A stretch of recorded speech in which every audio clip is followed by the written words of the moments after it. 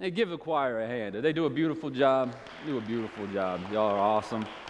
Are you wearing the robes because it's cold in here? Is that what you're doing? Yeah, I feel that. We're working on it, though. Not today, but this week. You're going to have to deal with it today. So we're in the middle of a series on stewardship. I know y'all have been looking forward to it all year long. But I do want to give this disclaimer because here's what happens, and here's what I always get nervous about. That you've been inviting your friends all year long to come to church, and then they finally decide to come, and I talk about money, right? I mean, so here's the disclaimer, all right? If you're a guest here, this is a time of season for us as a church, as a community, where we are aligning our life with the mission of the church, our budget with the mission of the church, like our finances with the mission of the church. And so if you are a guest today, just know that you are just engage with the content. You don't feel obligated to be a part of kind of what we're doing in our community, what we are trying to do in Lakewood, all right? So just be a part of what we're doing, but you don't have to feel obligated to give in a couple weeks on Stewardship Sunday, which is coming, all right? So there's a passage that has kind of been at the core of this series for me, and it's in Luke chapter 12, verse 33 through 34. It says this: "Sell your possessions and give to the poor.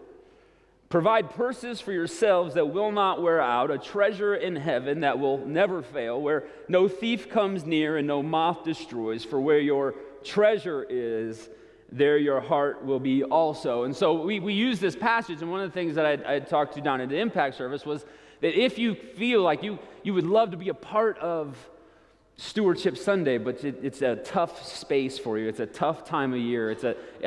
Finances are difficult. Listen, I've been laid off for a month, all right? So I understand finances can get tight, But I think many of us have some things lying around that we don't need anymore. And so I just challenged us to, if you've got something you don't need anymore, just sell it. Just practice and a little exercise in let it go, right?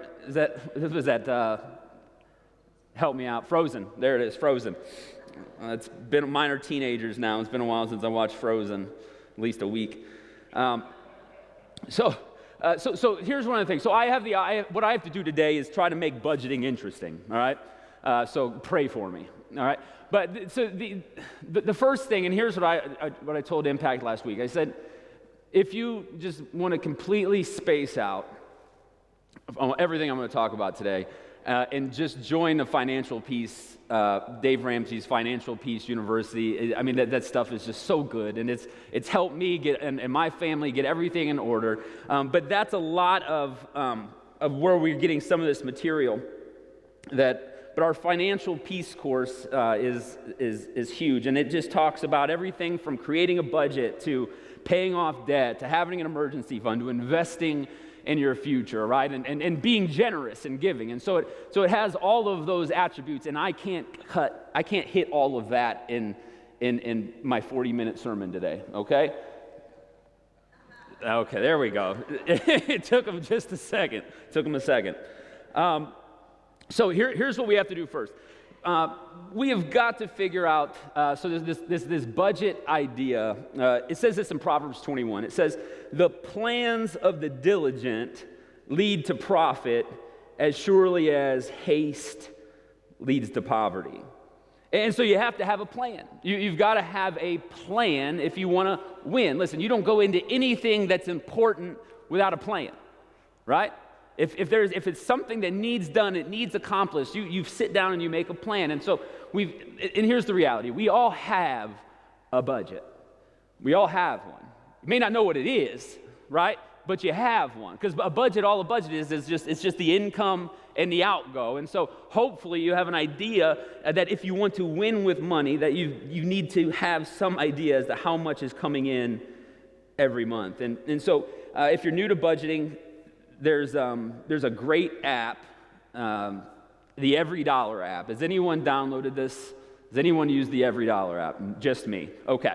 So it's a super, super simple tool. It's free. You just get on there, and it literally begins the budgeting process for you. It asks you what you make and when you get paid, and then it lists all the things that you probably have to pay for, and then you just go through and you put everything in there, and it lays out for you. Now, if you're not an app person, I used to be a spreadsheet guy. I have a spreadsheet, an Excel formula that goes back 8 years, and it shows every dollar that I spent for 8 years on I'm a bit of a nerd.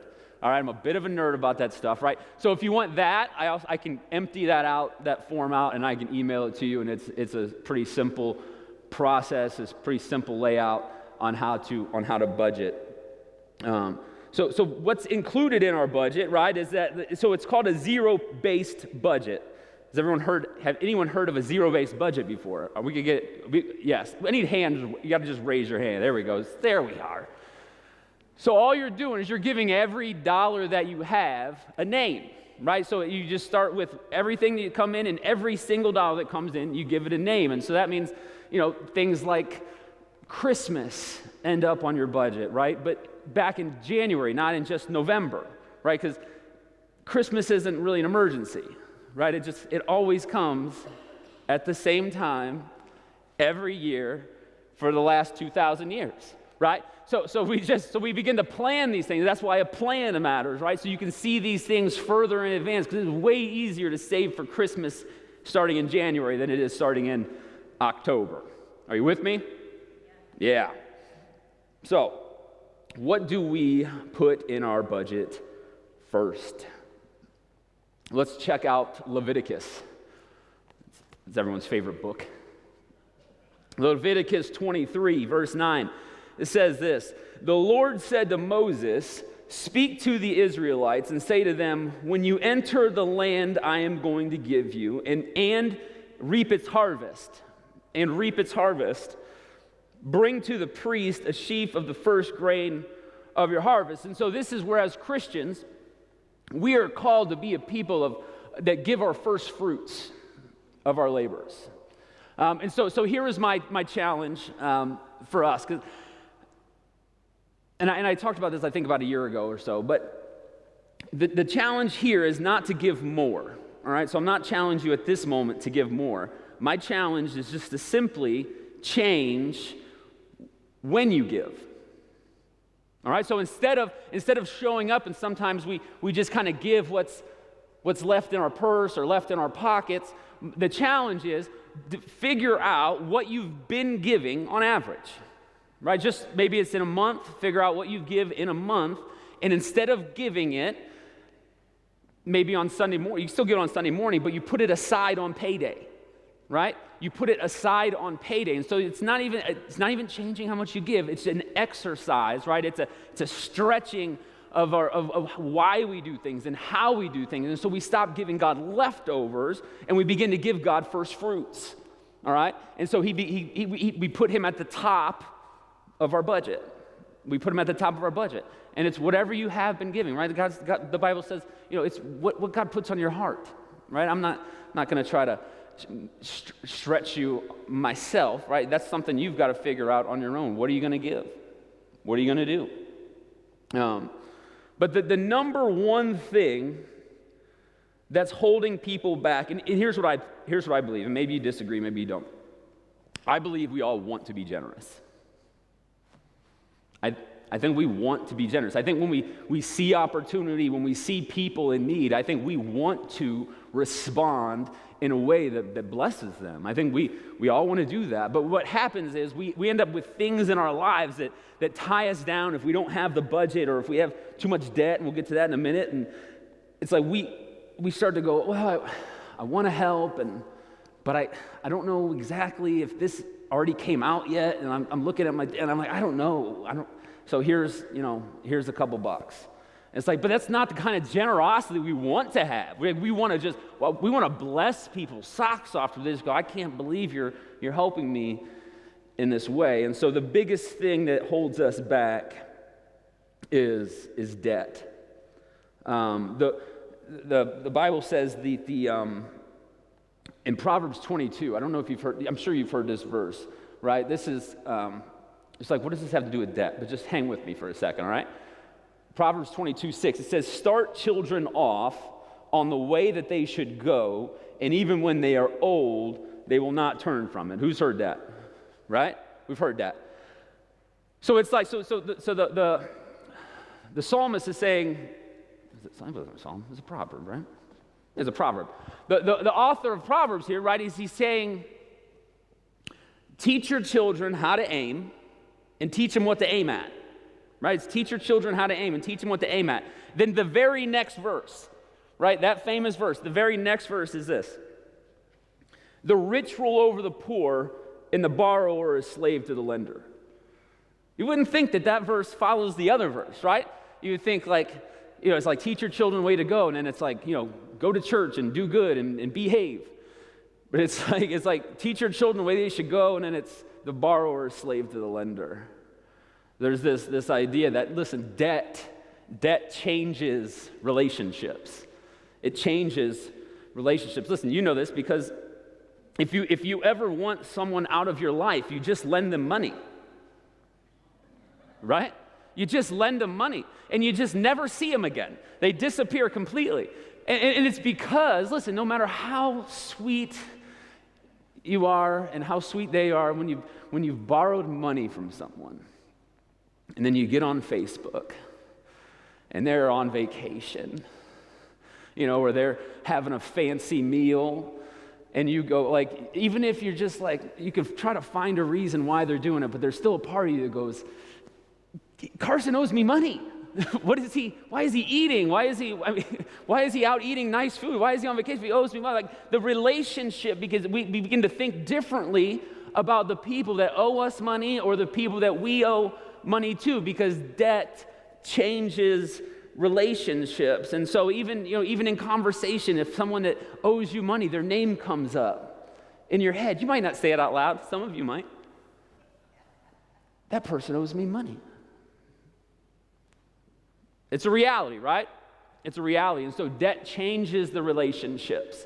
And so here's one of the rules that we have at our house. And this isn't exactly a biblical rule. I'll get to the Bible one next, but this is kind of how our baseline for this topic. But we don't lend money. We prefer to just give money. And so if we can't afford to just give it, we can't afford to lend it. That's just the kind of the rule that we have. I can't, because I want to bless you, and I don't want to mess up our relationships, right? We value relationships, and so it's like, we're just going to, if we have it, we just want to be able to give it to you, okay? And so here's what the Bible says, because there's a little bit in here about lending money. I try to stay away from it. But it says this, in Exodus 22, verse 25, if you lend money, so it's an if, anyway, it's an if you lend money to one of my people among you who is needy, do not treat it like a business deal, charge no interest. If you take your neighbor's cloak as a pledge, return it by sunset, because that cloak is the only covering your neighbor has. What else can they sleep in? When they cry out to me, I will hear, for I am compassionate. Listen, God in the Old Testament I just think he gets a bad rap. He is consistently looking out for the poor and the marginalized. If you read through Scripture, consistently looking for people who are struggling and how to help them out. And so the parameters that God gives around lending money is that it's about lifting people up out of poverty. Right? That if you're going to help, like it's not about co-signing on a brand new car. It's not, it's about helping people in getting up out of the problems that they're in. And then it's no interest, it's no collateral. It's I'm just here. Only reason I'm doing this is to help. I'm not benefiting from this.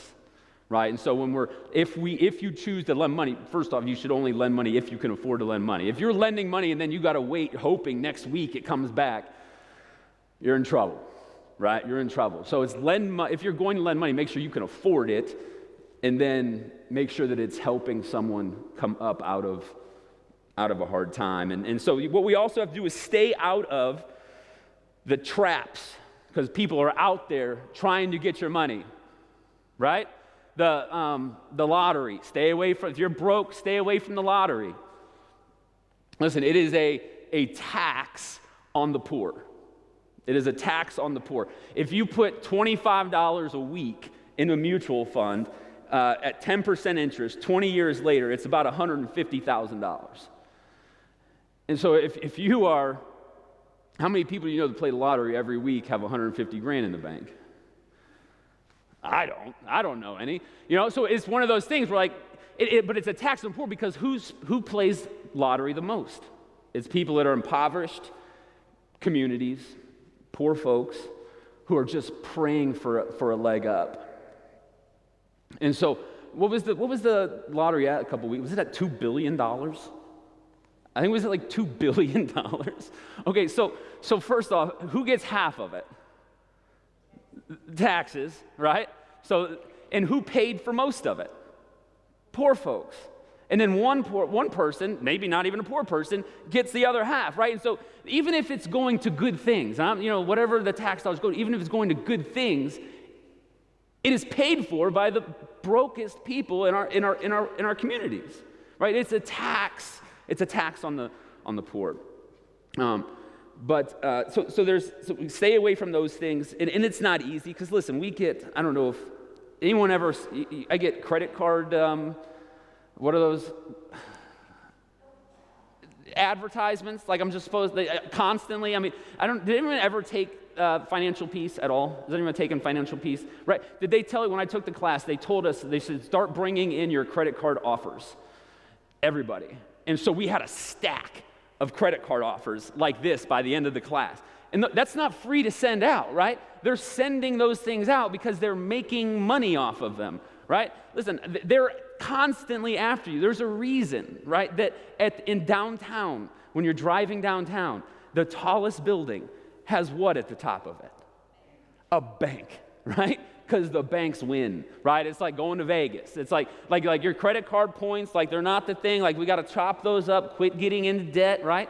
Chop those up. They are giving you points because it works for them, right? It works for them. Maybe you win with points. I don't. I really don't. I miss you're late one time and it just, everything you pay or you carry a balance and it way outdoes negatively whatever those points could have done for you. And so, but there's this debt it's a chain that you have to walk around with. And this is what frustrates me the most about our sending our teenagers, to college.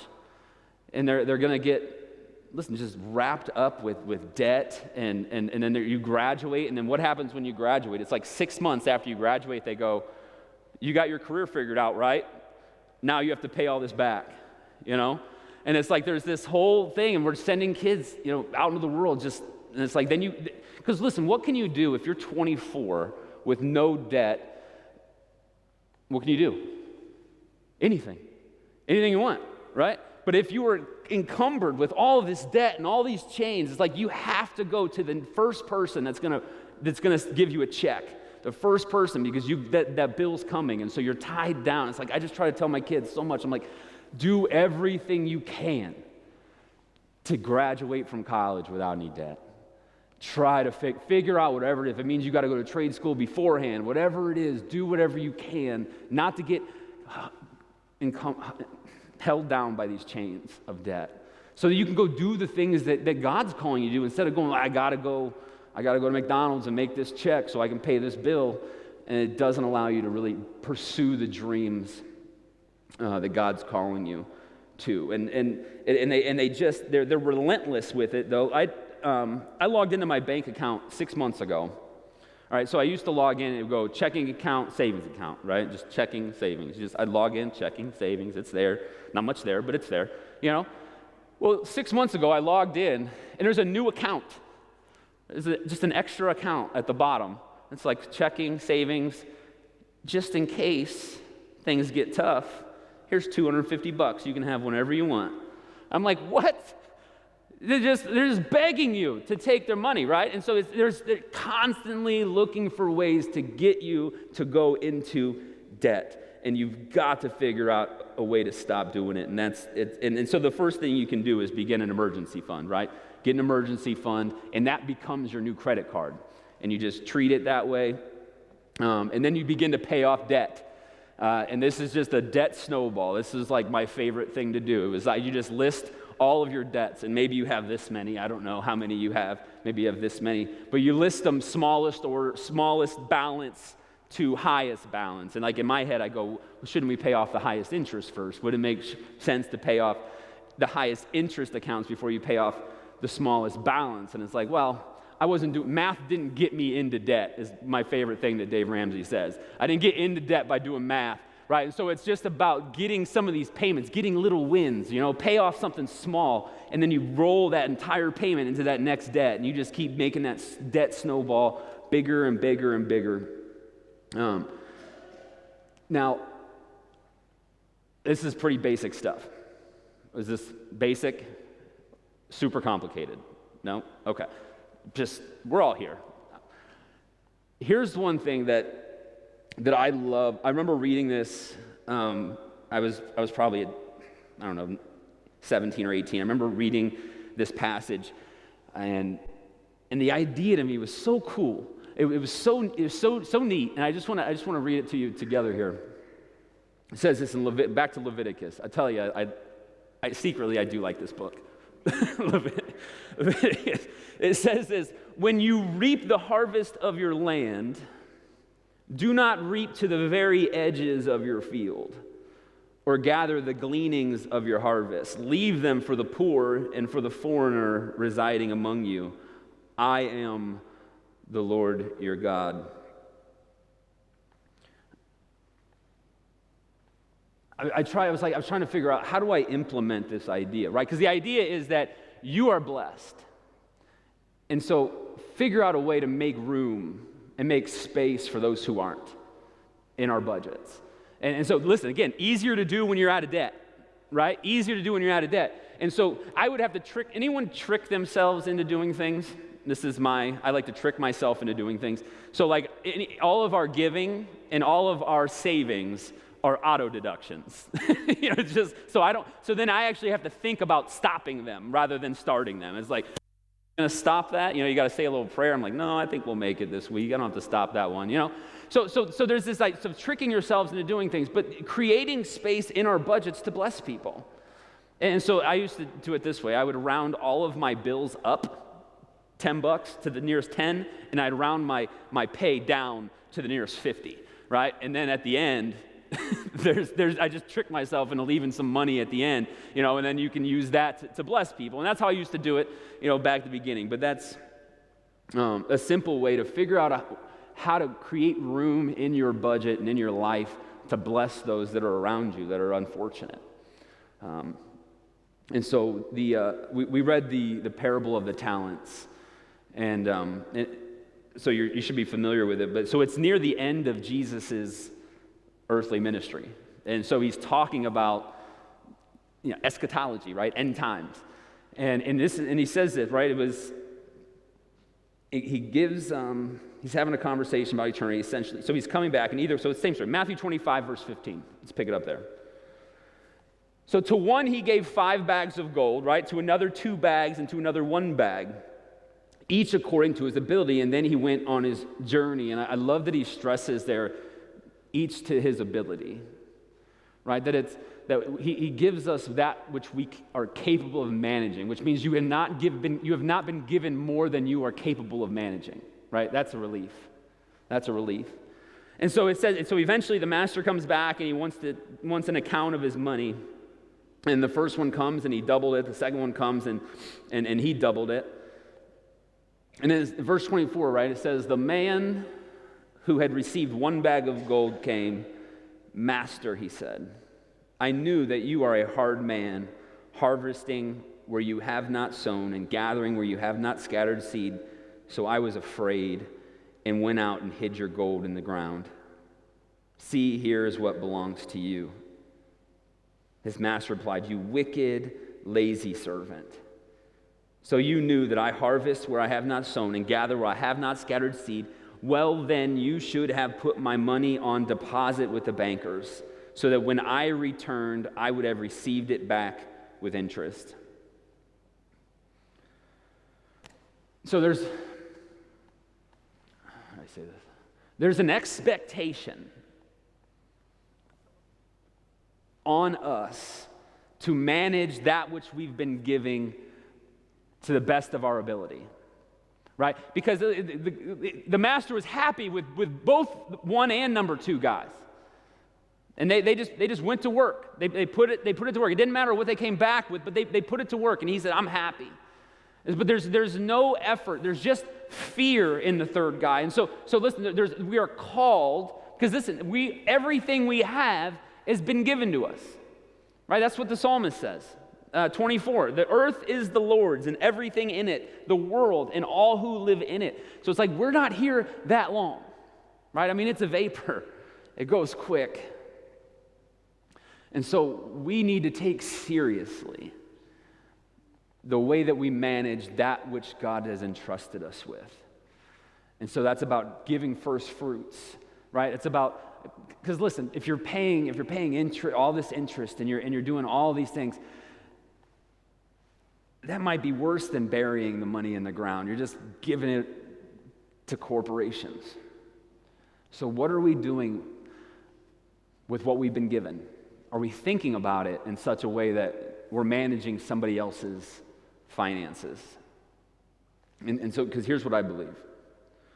A church that is out of debt and filled with people who are out of debt is primed to bless everyone in their path. And so if we as a church, if we get this thing right, we begin to pay all our debts off to where we can bless anybody we run into. We can just start being a blessing.